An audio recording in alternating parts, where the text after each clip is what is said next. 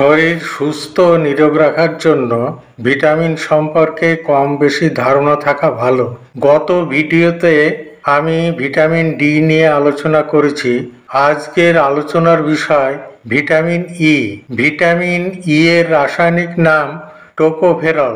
এই ভিটামিন তেলে দ্রবীভূত অবস্থায় পাওয়া যায়। ভিটামিন ই বন্ধ্যাত্ব প্রতিরোধ করে, এই জন্য এই ভিটামিনকে অ্যান্টি স্টেরিলিটি ভিটামিন বলা হয়। ভিটামিন ই এর অভাবে কি রোগ হয়? প্রজনন ক্ষমতা কমে যাওয়া অর্থাৎ বন্ধ্যাত্ব রোগ হয়, মাতৃদুগ্ধ নিঃসরণ কমে যায়, জরায়ুর মধ্যে ভ্রূণের মৃত্যু হয়, লোহিত রক্তকণিকা ক্ষতিগ্রস্ত হয়, হৃৎপেশির ক্ষয় বিকৃতি দেখা যায়। ভিটামিন ই ও সেলেনিয়ামের অভাবে লিভার কোষে নেক্রোসিস বা ক্ষয় দেখা যায়। ভিটামিন ই স্বাভাবিক মাত্রায় শরীরে থাকলে মাতৃদুগ্ধ ক্ষরণ বৃদ্ধি করে, জরায়ুর মধ্যে ভ্রূণের বৃদ্ধিতে সহায়তা করে, সন্তান উৎপাদক শক্তি বৃদ্ধি করে, গর্ভপাত প্রতিরোধ করে, বন্ধ্যাত্ব প্রতিরোধ করে, স্নায়ুতন্ত্র ও রক্তনালীর মধ্যে সমতা বজায় রাখে। ভিটামিন ই এর উৎস অর্থাৎ কোথায় কোথায় পাবো? সবুজ শাকসবজি এবং উদ্ভিজ্জ সব রকম তেল, গমের অঙ্কুর নিঃসৃত তেল, অঙ্কুরিত ছোলা, লেটুস শাক, সোয়াবিনে পাবো। প্রাণীজ উৎস দুধে পাওয়া যায়, ডিমের কুসুম, পাঁঠার যকৃতে প্রচুর পরিমাণে থাকে।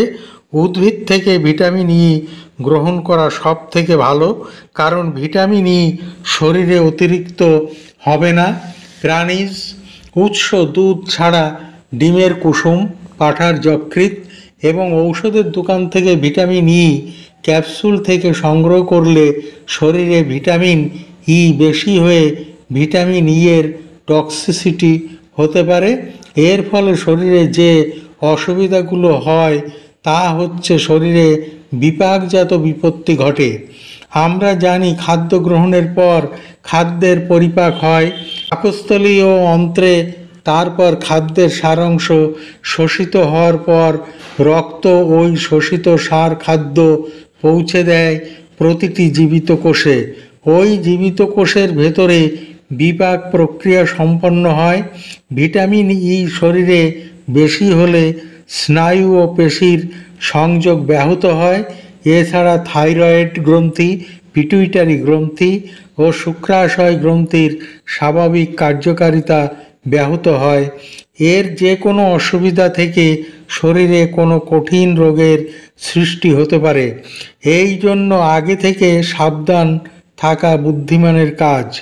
আমাদের শরীরে যে কোনো ভিটামিন খুব সামান্য পরিমাণে প্রয়োজন, কিন্তু মনে রাখতে হবে সমস্ত প্রকারের ভিটামিন আমাদের প্রতিদিন প্রয়োজন।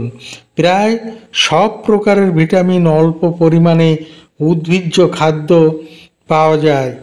এই জন্য উদ্ভিজ্জ খাদ্য থেকে ভিটামিন সংগ্রহ করলে আমাদের শরীরে কোনো ভিটামিনের অভাব হবে না, আবার কোনো ভিটামিন বেশিও হবে না। এর ফলে আমরা বিভিন্ন রোগের হাত থেকে বাঁচব।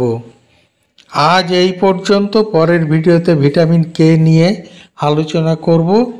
সকলে সুস্থ থাকো, ভালো থাকো।